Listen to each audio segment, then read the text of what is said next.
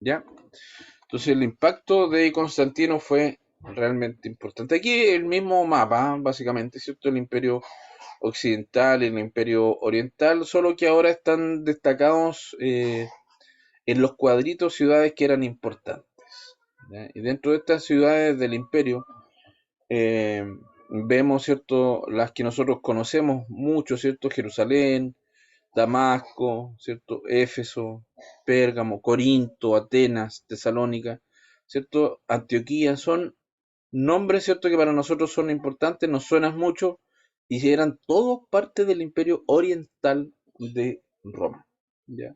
Obviamente ahora estamos hablando del año 300 después de Cristo, ¿ya? Ya eran ciudades ya consagradas, mire, París, Londres, ¿ya? Ciudades ya antiquísimas, ¿ya? Si nosotros nos remitimos, por ejemplo, a nuestras ciudades, nuestro continente, nuestro país, ¿cierto? Hablamos de ciudades que son del año 1500, 1400. ¿Se fijan? Entonces, eh, la diferencia es abismante. Por eso que se le llama también, ¿cierto?, el viejo mundo, ¿ya? Pero aquí está clarito, ¿cierto? El antiguo, perdón, el imperio occidental y el imperio oriental, con sus dos ciudades principales, Roma y Constantinopla. Entonces, para que nos quedemos, ¿cierto? Nos quede en nuestra mente la importancia de Constantino. Primero, ¿cierto? Que él, gracias a ese sueño, ¿cierto? Él obedece a este sueño, tiene la fe, la intuición de seguir este sueño, ganan en esta batalla del puente Milva, toman Roma, toman Italia, unifican el imperio, ¿cierto? Y más importante aún, el cristianismo ya deja de ser perseguido y ahora pasa a ser la religión oficial de todo este imperio. Imagínense el impacto, hermanos, de esa gente que a lo mejor estaba escondida sirviendo al Señor y de un día para otro llega la noticia, el emperador, ¿cierto? Ya no nos va a perseguir, ya no nos va, y ahora, ¿cierto? Somos libres y ahora podemos predicar y ahora nos podemos reunir libremente, ¿cierto? Ahora, ¿cierto? Somos considerados por el imperio. ¿Se fijan? Entonces el impacto para el cristiano tiene que haber sido inmenso. Entonces, Constantino, miren, era adorador del sol, invicto, el sol invencible, que era un monoteísmo transmitido por sus padres. Recordemos, yo les decía que su padre era pagano y su madre era cristiana.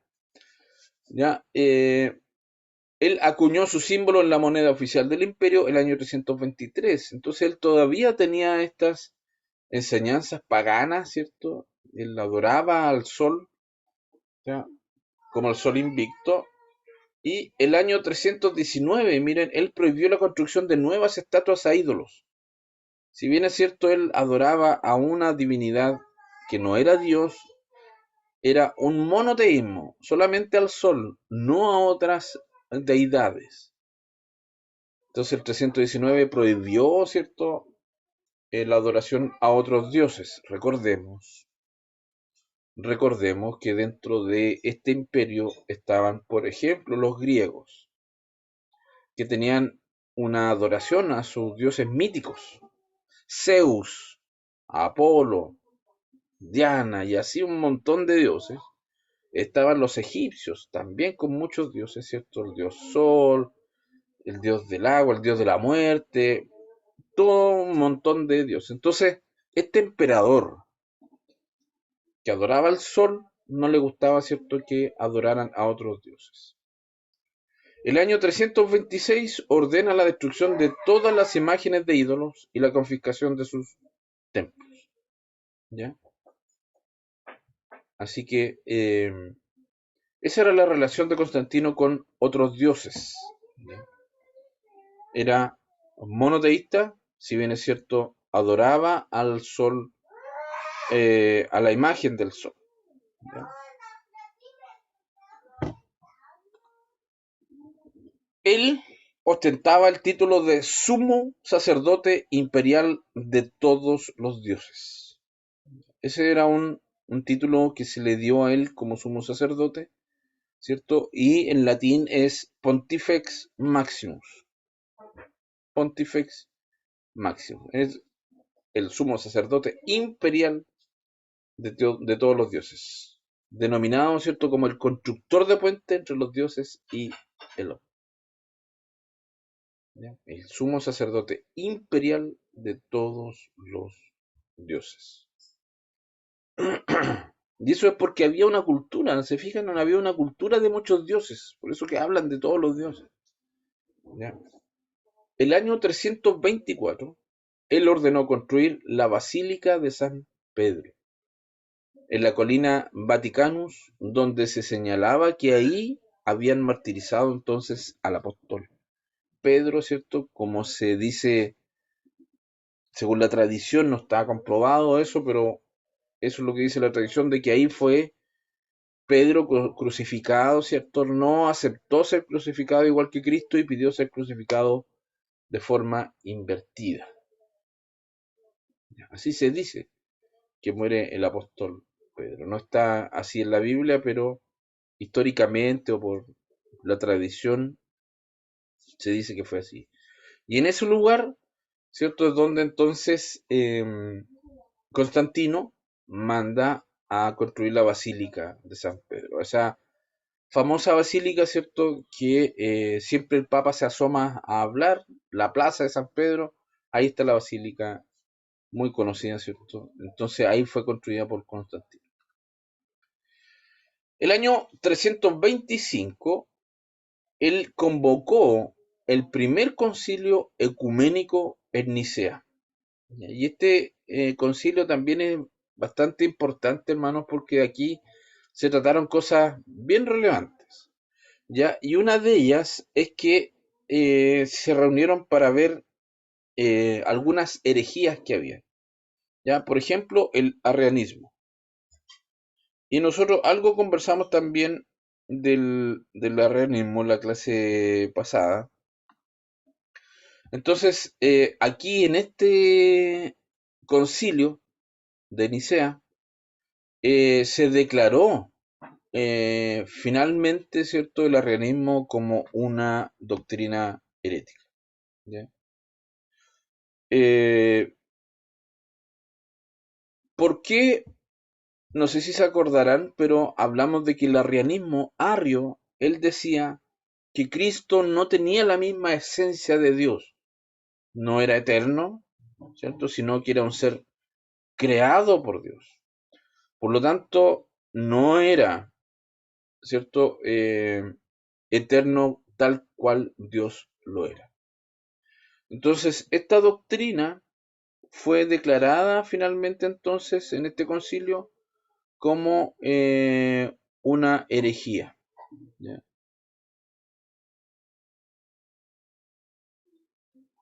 Ahora, finalmente igual siguió el arrianismo después de esta declaración, igual siguió enseñando lo mismo. ¿Ya? Pero fue importante, sí, porque ahí se zanjó el tema en este conflicto teológico. ¿Ya? Y el año 337 muere Constantino y antes de su muerte él se bautiza, ¿cierto? Y lo bautiza Eusebio. ¿Ya? Entonces el año 337 muere Constantino y se bautiza. ¿Ya? Bueno, aquí hay algunos movimientos, ¿cierto? De cómo se fueron movilizando ciertos pueblos, ¿cierto? Por ejemplo, aquí están los lombardos, el reino de los gépidos, de los búlgaros, los eslavos. Todo esto eran pueblos, ¿cierto? Que estaban fuera del Imperio Romano y que constantemente estaban atacando el Imperio Romano, el Imperio Persa por este lado, ya, los del Ponto, y así los germanos, los sajones, los anglosajones, todo esto eran naciones o pueblos, ¿cierto?, que estaban constantemente invadiendo o atacando, ¿cierto?, el Imperio Romano.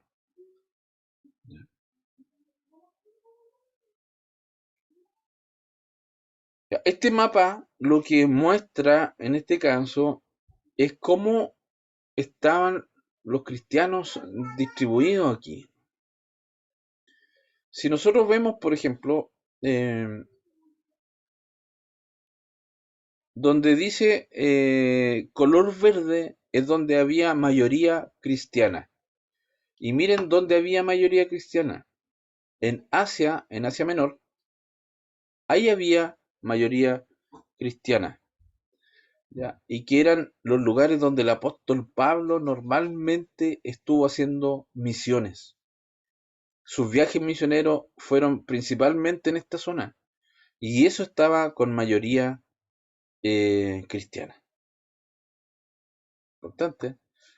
Minorías en toda el Asia Menor, lo que hoy día es Turquía, Mesopotamia. En Grecia había minoría y pocos cristianos. En Roma, minoría y pocos cristianos. En lo que es Francia y España, minoría y pocos cristianos. Y los límites del Imperio Romano, lo que ya conocemos, ¿cierto? Lo que está en verde, estos eran los límites del Imperio Romano. Entonces, por eso que fue tan importante, ¿cierto?, que Constantino declarara el cristianismo finalmente como religión oficial del imperio, porque va a permitir que lo que ya se había expandido, ¿cierto?, en la persecución, ahora comience a florecer, ¿cierto? Estaban como ahí, a lo mejor esparcidos, ¿cierto?, pero ahí escondidos todavía estas semillitas, pero ahora, ¿cierto?, había libertad para comenzar a crecer. Y en este crecimiento ahora entonces que hay, gracias a Constantino, comienzan a surgir hombres que yo les decía en la clase pasada, que Dios usó a muchos de ellos, ¿cierto?, para combatir herejías. Porque esta herejía alguien tenía que decir algo, alguien tenía que hacerle frente, alguien tenía que argumentarles, alguien tenía que decir, no, oye, para, eso no dice la Biblia. ¿Cierto? Alguien tenía que hacerlo, si no, esa falsa doctrina iban a seguir en su avance. Y uno de ellos fue Agustín de Hipona. ¿Ya? Agustín de Hipona. De hecho, Agustín de Hipona es considerado, hermanos, como uno de los más grandes teólogos que ha habido en la historia de la iglesia. Agustín de Hipona. San Agustín también se le dice, ¿cierto?, a algunos de estos padres de la iglesia. Algunos fueron obispos. Ya recordemos, ¿cierto?, que los obispos tenían la misión de ser supervisores de áreas. ¿Ya? Y Agustín de Hipona nace el 354 al 430 después de Cristo. Nació en Tagaste y falleció en Hipona, ya que queda al norte de África. Su padre se llamó Patricio, era un pagano, y su madre era cristiana, Mónica. Estudió retórica en Cartago y él se estaba preparando para ser un abogado, un funcionario público. Esa era su idea, ¿ya? Pero en una búsqueda espiritual, él abrazó una corriente que también la hablamos, parece, que era el maniqueísmo, que era una filosofía gnóstica, ya que eran estos dualistas que dijimos, ¿cierto? Lo espiritual y lo carnal, y por lo tanto había que dejar todo lo humano, ¿cierto? Todo lo terrenal, ojalá irse a una montaña, ¿cierto? Y alejarse de todo, ¿cierto? Para buscar lo espiritual, por ejemplo. Entonces, empezó a abrazar a esta filosofía de vida, estas doctrinas, eh, pero él se convierte al cristianismo, ¿ya?, por un obispo, el obispo de Milán. Y aquí está lo que yo les decía, Agustín de Hipona es el más importante teólogo de la iglesia cristiana después del apóstol Pablo. Agustín de Hipona. No está en la Biblia, ¿cierto? Obviamente porque ya estaba cerrado el canon, ¿cierto? Como yo les decía, ya por el año 150 el canon ya estaba definido. Pero Agustín de Hipona fue muy importante para la historia de la iglesia. Defendió muchas cosas, ¿ya? Como por ejemplo, ¿cierto? Su defensa de que somos salvos por gracia y no por obras. Entonces, mucho antes de la reforma, este sí que fue alguien que dejó la llamita encendida, ¿cierto? Para lo que después iba a ser la reforma protestante. Agustín de Hipona, ¿ya? Importante.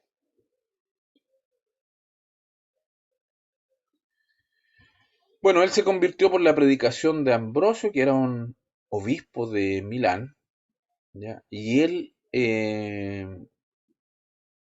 escribió dos libros, o sea, no dos libros, sino que escribió muchos libros más.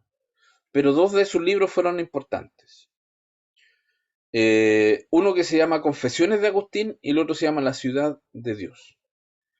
Yo no he leído ninguno de ellos, por si acaso, pero sí he escuchado que el de Confesiones de Agustín es casi una obra maestra y dentro de ese libro él confiesa toda su vida y todos sus pecados, ¿cierto? Y cómo era Agustín de Hipona incluso antes de conocer a Cristo. Eh, Así que puede ser un buen tema de tarea, por ejemplo, Confesiones de Agustín de Hipona. Ahí vamos a pensar durante la clase si lo mantenemos, ¿ya? Para investigar acerca de estos dos libros de Agustín de Hipona. Fue llamado el doctor de la gracia. ¿Se fijan?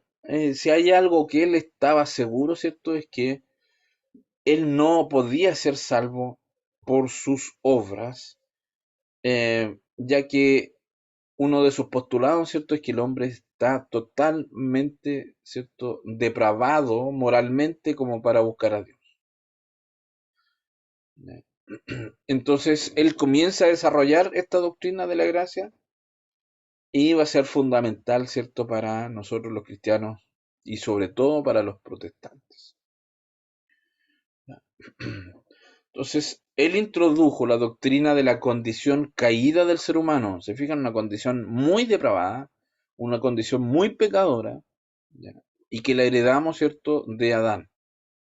Entonces, él acuña esta palabra, esta frase, ¿cierto?, que nosotros conocemos y hemos escuchado mucho, que es la del pecado original. El pecado original, ¿cierto?, que se traspasa de generación en generación, ¿ya? Entonces, y esto es súper importante porque en aquel tiempo, hermano, habían ya otros hombres enseñando cosas totalmente distintas. Mire, en su libro Confesiones, Agustín expresa la siguiente idea. Dios, dame lo que tú ordenas y ordena lo que quieras. Esta es la frase que encendió la controversia entre Pelagio y Agustín. Si había alguien que fue su contrario, fue Pelagio.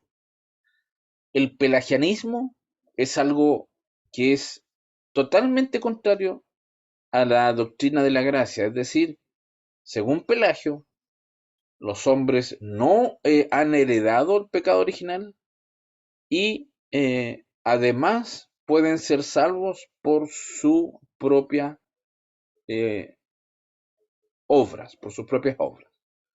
¿Ya?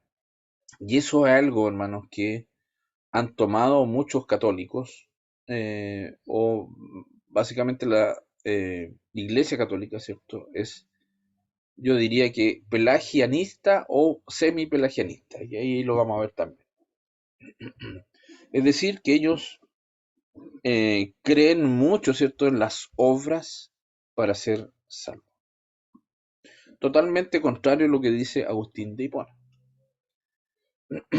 Importante, hermano, que vayamos viendo que a través de toda la historia lo vimos en la iglesia apostólica, ¿cierto? Sabemos que el apóstol Juan, el apóstol Pedro, el apóstol Santiago el apóstol eh, Pablo, no sé si lo dije, todos luchando en contra de las falsas doctrinas.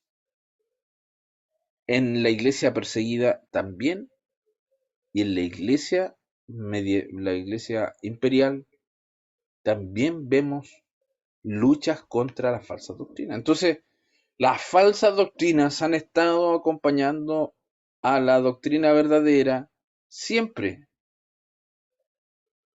Las falsas doctrinas han acompañado, ¿cierto?, a la verdadera doctrina siempre. Y aquí está este señor, Pelagio, ya más o menos contemporáneo, ¿cierto?, de Agustín de Hipona. Fue un monje británico, pero este monje falleció en Palestina y Pelagio sostenía que el ser humano no necesariamente necesitaba salvación. No necesariamente. ¿Por qué? Porque él decía que si alguien, ¿cierto?, hacía suficiente mérito, de hecho no partía ya con pecado original porque él no creía en eso. Entonces si alguien hacía buen mérito en su vida, la verdad es que no necesitaba ser salvo. ¿Salvo de qué? Pero eso conlleva a otra cosa. Conlleva a decir entonces para qué murió Cristo. O Cristo no murió por todos. Entonces, una falsa doctrina, como se dan cuenta, va a llevar definitivamente, ¿cierto?, a otra falsa doctrina, a una herejía, ¿cierto?, y así en una cadena. Entonces, decir entonces que el ser humano no necesariamente necesita salvación, es decir directamente, ¿cierto?, que Cristo a lo mejor no era necesario que muriera, o que no era necesario que Dios hubiera dado a su Hijo, ¿cierto?, para morir por todo. Entonces, mire lo que dice aquí Pelagio. Los hombres, o la humanidad, no hereda el pecado de Adán, por lo que podían evitar el pecado. ¿Se fijan?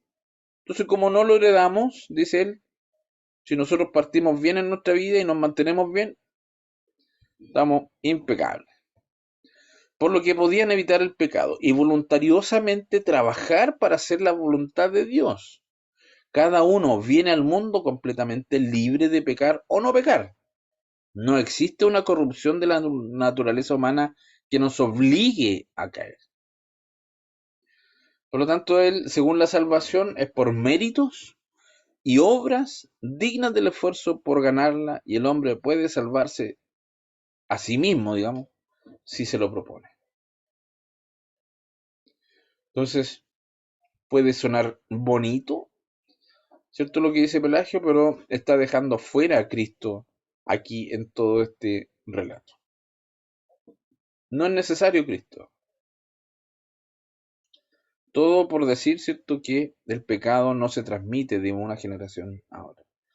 ¿Se fijan lo relevante que es el pecado original? Le da todo el sentido, ¿cierto?, a la muerte de Cristo, el sacrificio de nuestro Señor Jesucristo. Antes de avanzar, ¿qué les parece en esta creencia de Pelagio o de Agustín? Importantes, ¿cierto? Agustín, entonces, doctor en teología, ¿ya?, un experto, ¿cierto?, en la gracia, y estamos viviendo tiempos, ¿cierto?, entonces de libertad para el cristianismo. ¿Dudas, consultas hasta aquí o comentarios? Si no, seguimos.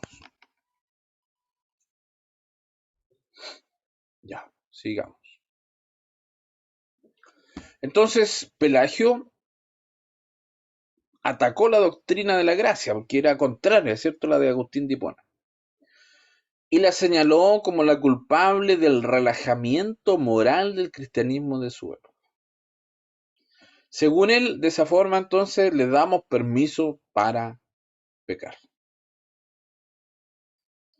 Es como decir entonces, como hay gracia, entonces las personas pueden relajarse y pecar. Ese era su ataque. Por lo tanto, él decía, no, pues si le vamos a decir a la gente que depende de ellos su salvación, la gente se va a portar bien, no va a pecar. ¿Se fija? Entonces, por eso que es, eh, es importante que nosotros tengamos bien claro también nuestra doctrina de salvación, ¿cierto? Y no podamos caer en esto mismo de Pelagio, si fue declarado un hereje. Entonces, no podemos nosotros, por ejemplo, decirle a la gente o predicar, ¿cierto? De que nuestra salvación depende de lo que hagamos. Eso no es así, digamos. Nosotros obtenemos la salvación por gracia de Dios. Pero nosotros creemos, obviamente, y aquí nos diferenciamos a lo mejor de lo que dice Agustín de Hipona. Nosotros creemos sí que es posible que esta salvación se pueda perder. Si no la mantenemos, ¿cierto? Si no la cuidamos, si no nos mantenemos. Ahora, eso no significa ganarla por obras, sino retenerla, ¿cierto? Ya ha sido ganada por Cristo. Nosotros ganamos nuestra salvación por Cristo Jesús, ¿cierto? Pero yo podría rechazarla, no honrándola, ¿cierto? Y decidiendo por mí mismo, ¿cierto? Eh, dejarla, ¿ya? Hay citas bíblicas, obviamente, que refutan el pelagianismo, ¿cierto? El Salmo 51:5, por ejemplo,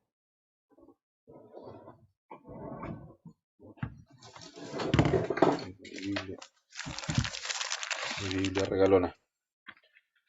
Salmo 51:5 dice, he aquí en maldad he sido formado, y en pecado me concibió mi madre. Hay ahí ya un versículo que refuta, ¿cierto?, de que eh, nacemos, ¿cierto? Hemos sido concebidos, ¿cierto?, en una naturaleza pecaminosa. Bueno, Romanos 3:10, ¿cierto? Nosotros sabemos que dice, ¿cierto?, por cuanto todos pecaron. Romanos 5:12.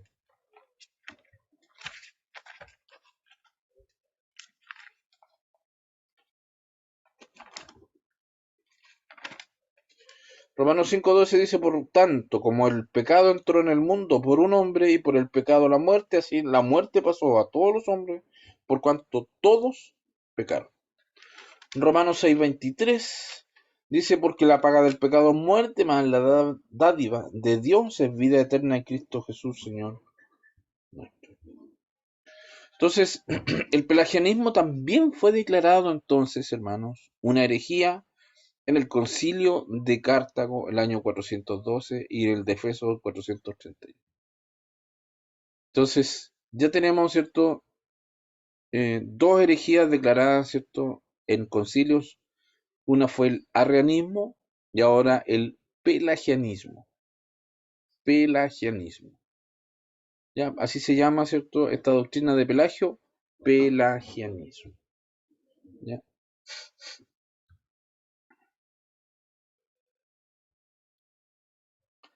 También existe el semi-pelagianismo.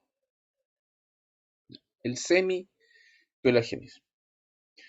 Este semi-pelagianismo reconoce que el hombre tiene pecado, pero que necesita también, obviamente, salvación, pero él coopera activamente en buscar a Dios por iniciativa propia y toma la herramienta que Dios da y las usa con su propia fuerza. ¿Ya? Entonces, aquí también hay algo de... hay error, obviamente, en esto.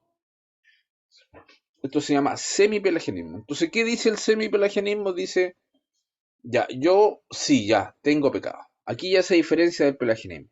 Tengo pecado.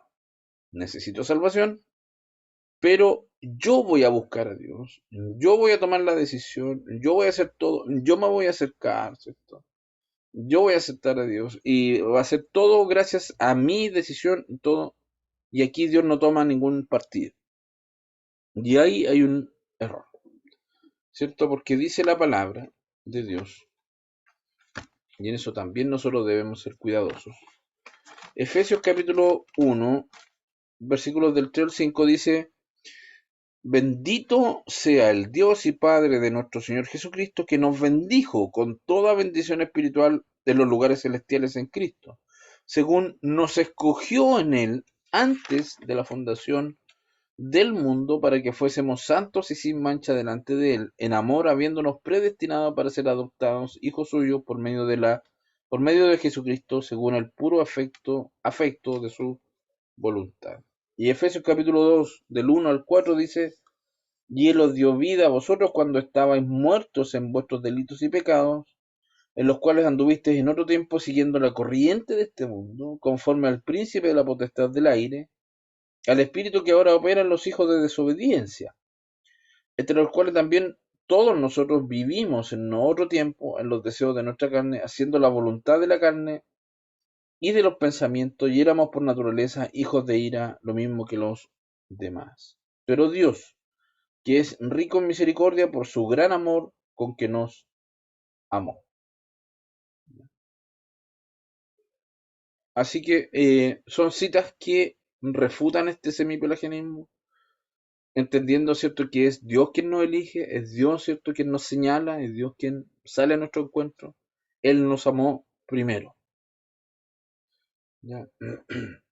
Y eso es, ojo que eso es semipelagianismo. El decir que yo, por decisión propia, ¿cierto?, voy, ¿cierto?, y acepto al Señor y le busco y me entrego. Obviamente hay cierta elección que Dios nos da, ¿cierto? Pero incluso la palabra del Señor nos dice que incluso hasta esa fe, ¿cierto?, se nos es dada por gracia. Así que ni siquiera de eso podemos, ¿cierto?, vanagloriarnos, porque hasta eso, ¿cierto?, se nos dio por gracia. Jerónimo fue otro gran hombre de Dios, ¿cierto? Un padre, un, un padre de la iglesia le llaman, ¿cierto? Obispos. Y él nació en Estridón, en Croacia, y falleció en Belén, en Israel, y era un monje asceta. El ascetismo, hermano, para los que no se acuerdan, el ascetismo, ¿cierto?, tiene que ver con esta manera, ¿cierto?, de vivir aislado, ¿ya?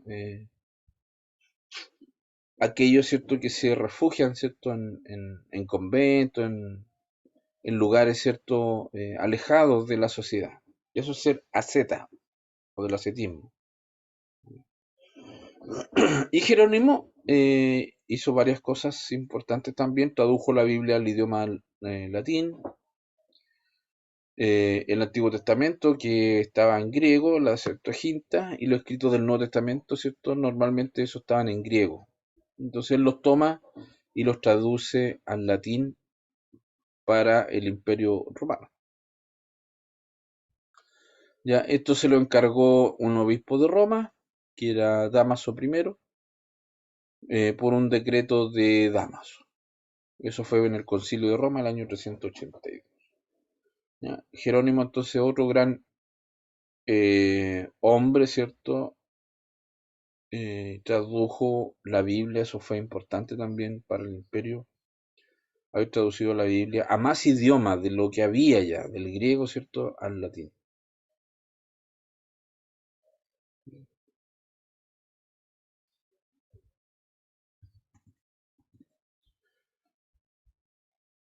Dudas, consultas, esto es la primera parte de la Iglesia Imperial. Después viene... Ah, no, ahí terminamos la Iglesia Imperial, luego viene la Iglesia Medieval. Consultas, dudas.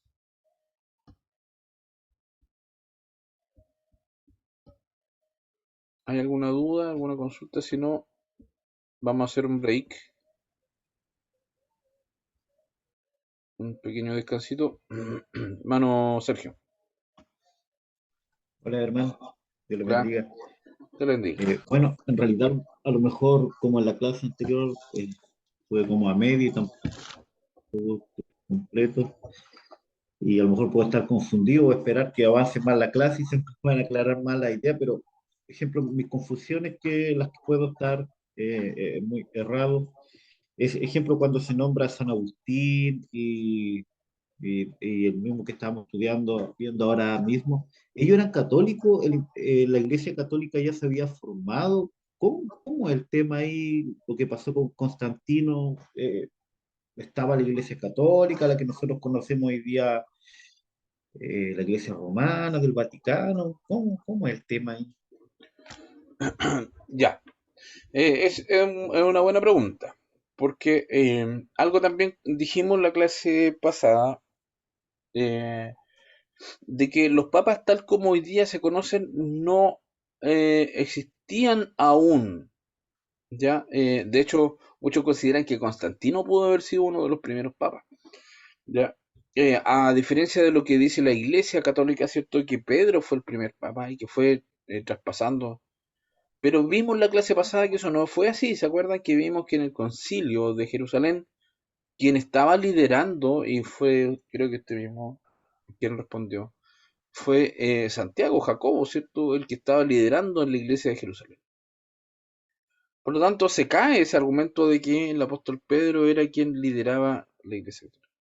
Por tanto, la manera en que la iglesia se estaba llevando a cabo, ¿cierto? En orden, ya lo dijimos en la clase anterior, ¿cierto? Las iglesias locales estaban gobernadas por ancianos, grupos de ancianos, ¿cierto? Y también existían la figura de los obispos, que eran estos supervisores de las iglesias locales, ¿ya? Y hasta ahí, hasta Constantino, la iglesia era una iglesia perseguida, ya no existía esta iglesia que nosotros conocemos hoy día, ¿cierto? Tan esplendorosa. Hasta aquí la iglesia y los cristianos estaban, como vimos en los mapas, ¿cierto? Estaban dispersos y ni siquiera eran mayoría donde estaban.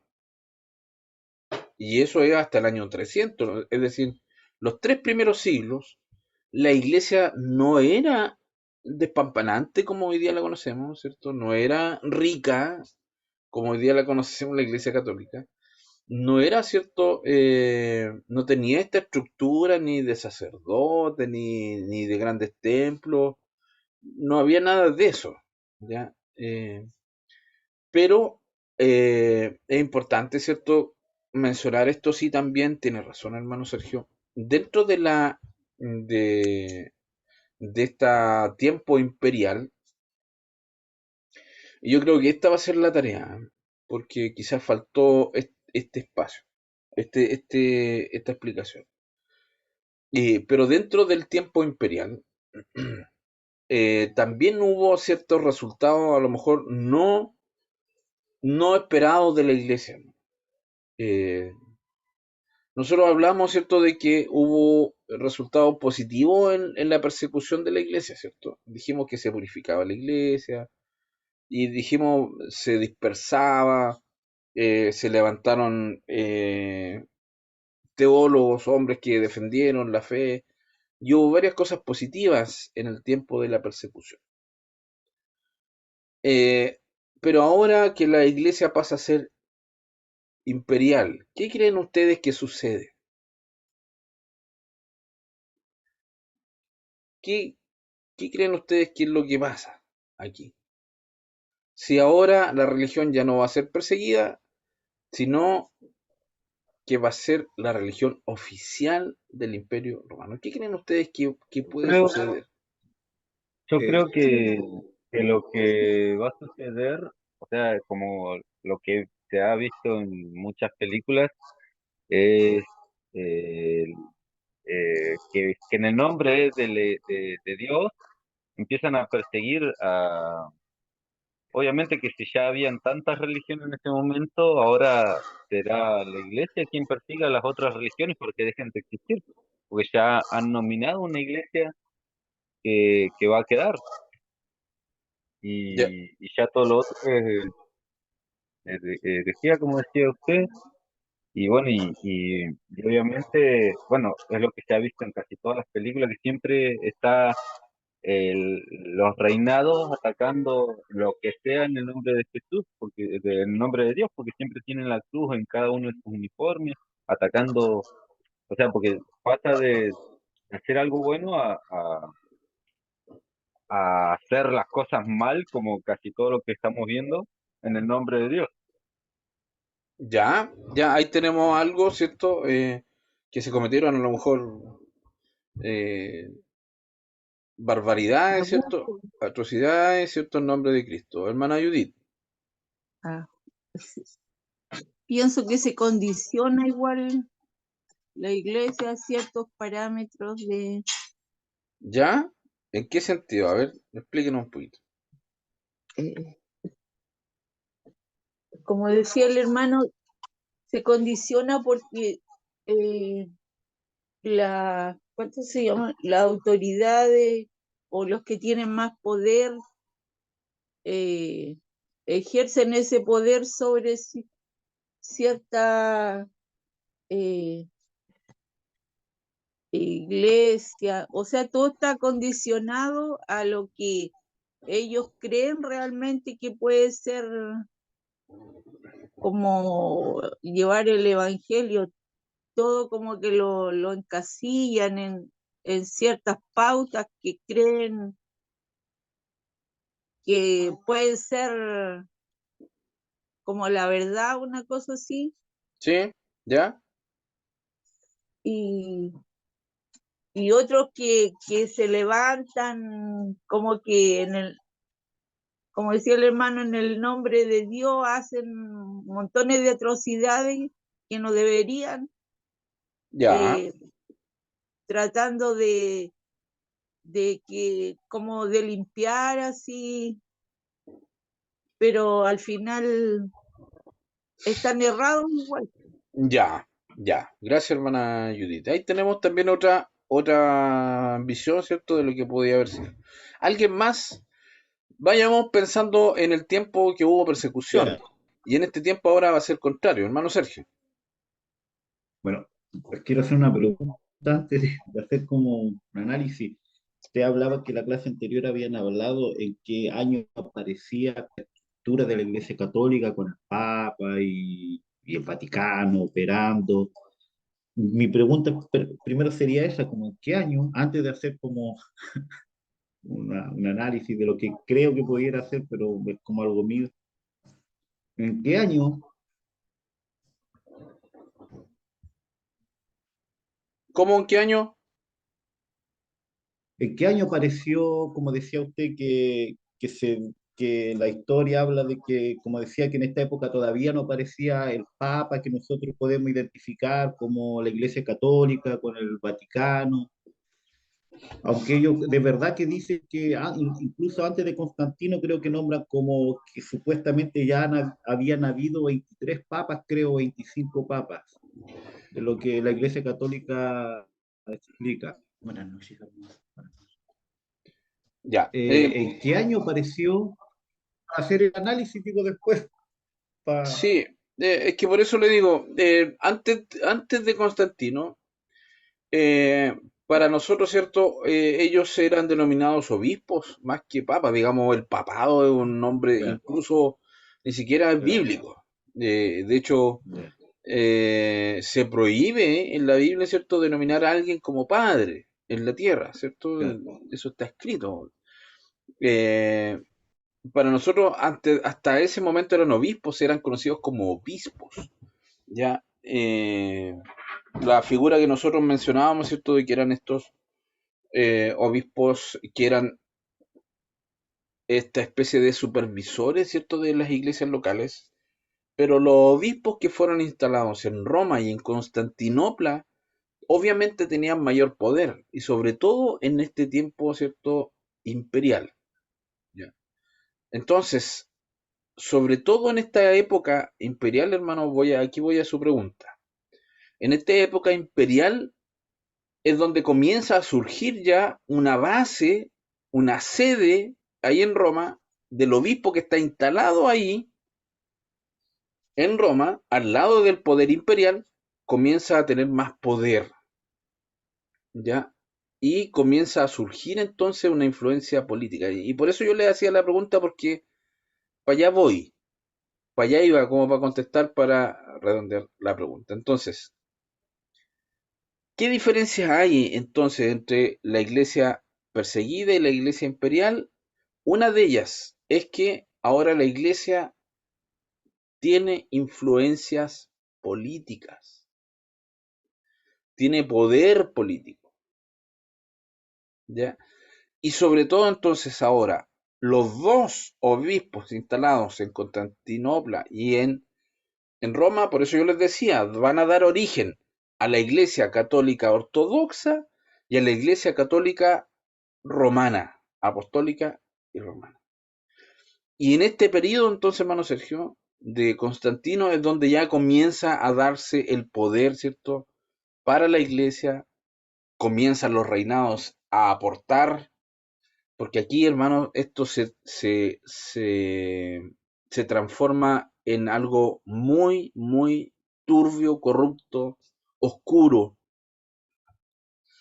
Entonces, los obispos y los quienes estaban a cargo de la iglesia comienzan a exigirle a los reinados cosas, comienzan a exigirle poder para salvarse, como ya tenían el poder ahora, eran la religión oficial del imperio, y como muy bien decía el hermano Hugo, entonces todos lo hacían en el nombre de Jesús, en el nombre de Cristo, en nombre de Dios, ¿cierto? Incluso exigían, ¿cierto? A los reinados, a los principados, ¿cierto? Terrenos, propiedades, castillos, dinero, lo que fuera, en O el nombre de sea, Dios. acomodaron la doctrina a su conveniencia. Sí, y comienza a transformarse en una religión muy poderosa.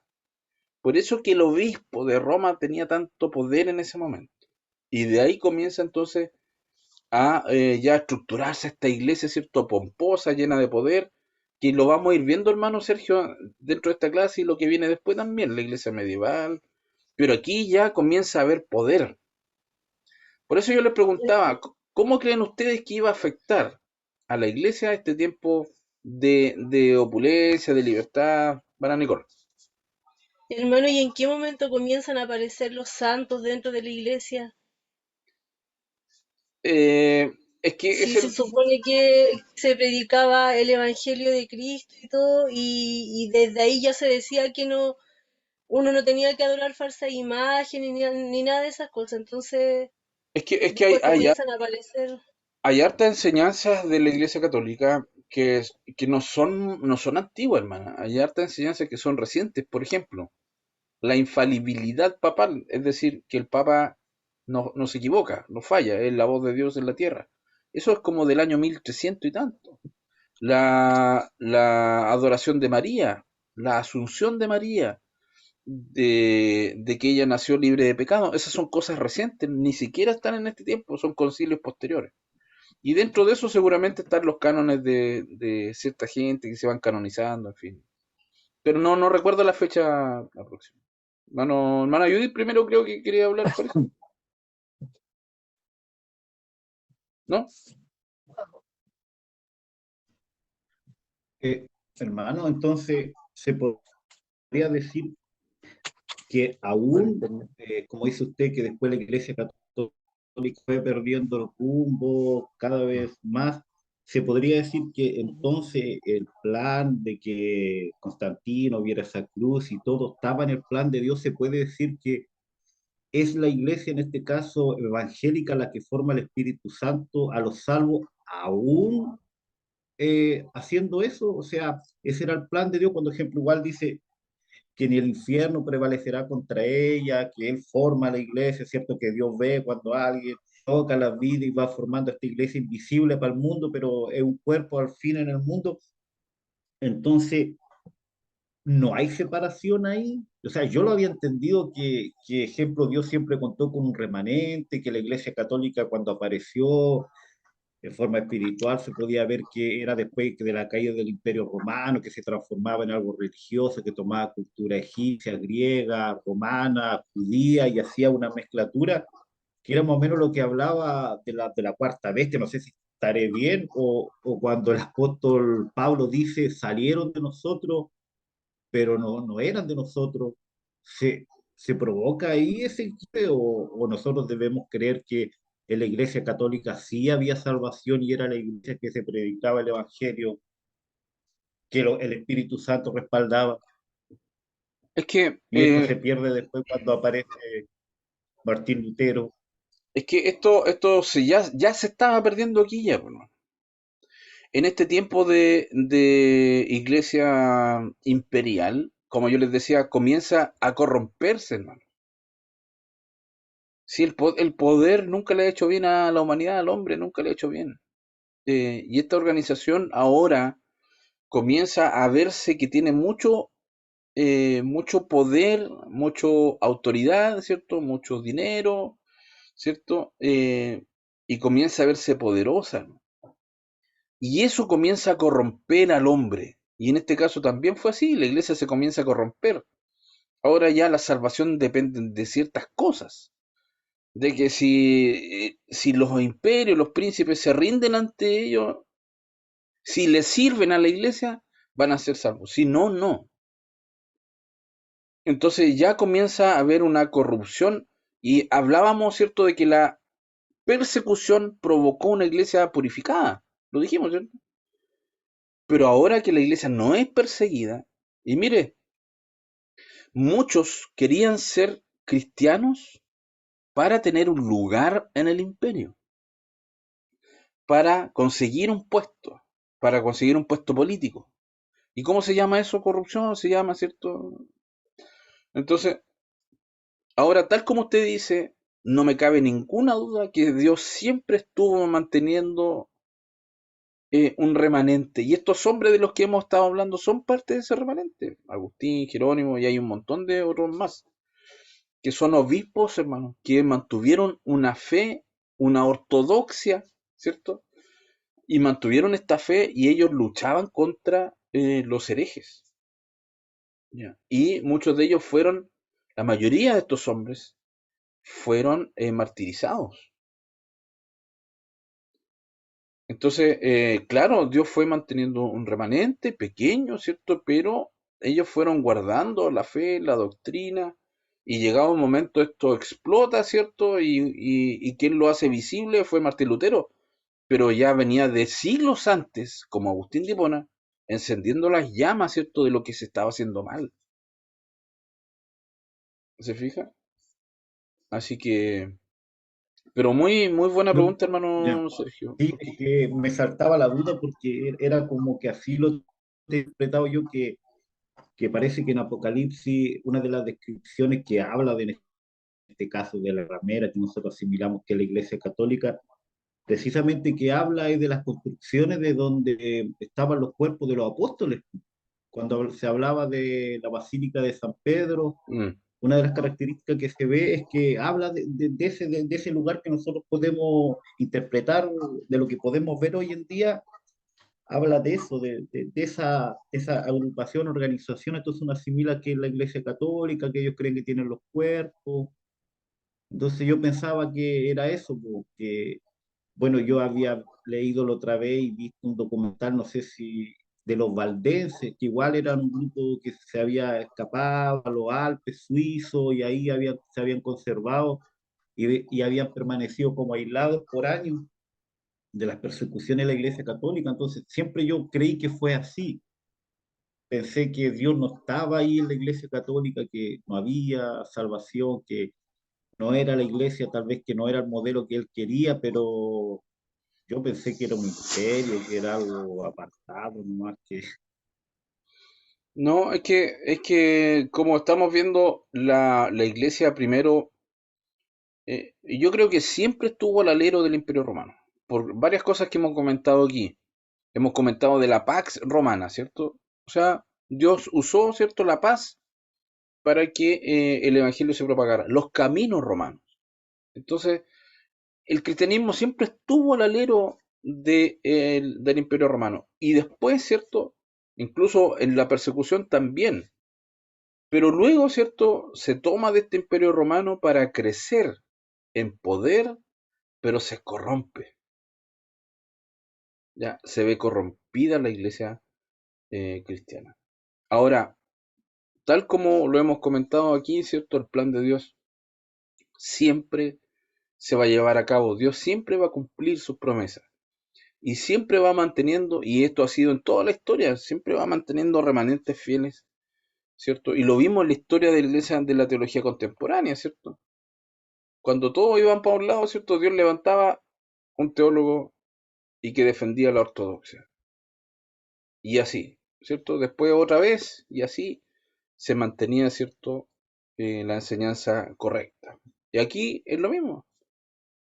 Levantó Agustín de Hipona en medio de todo esto, ¿cierto? De estas voces de arrianismo y pelagianismo, ¿cierto? Donde le convenía a la iglesia ser salvo por obra.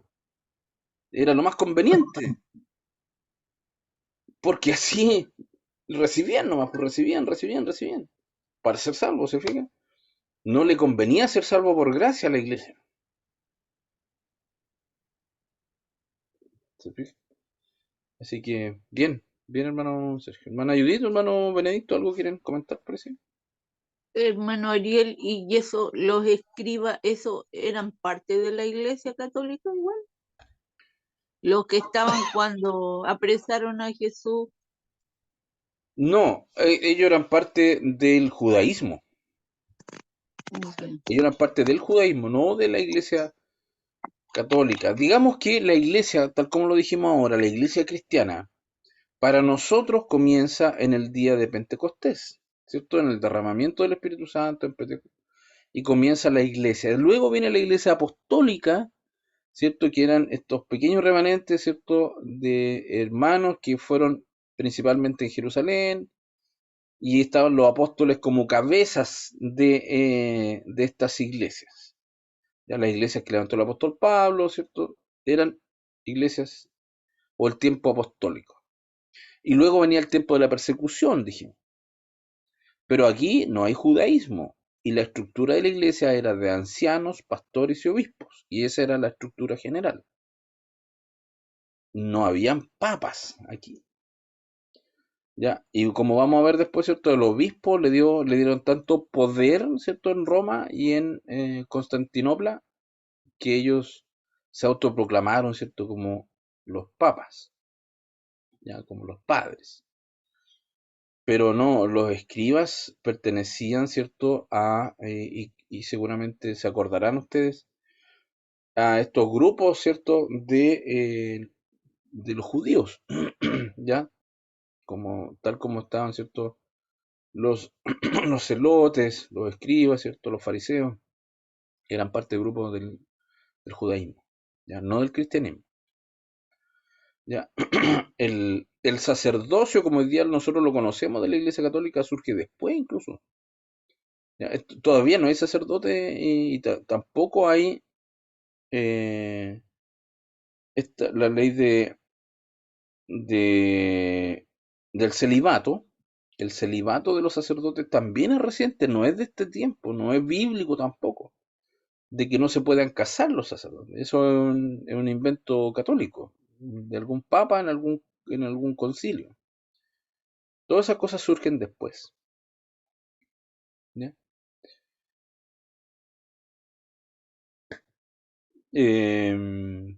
Bien, van a ser las 10.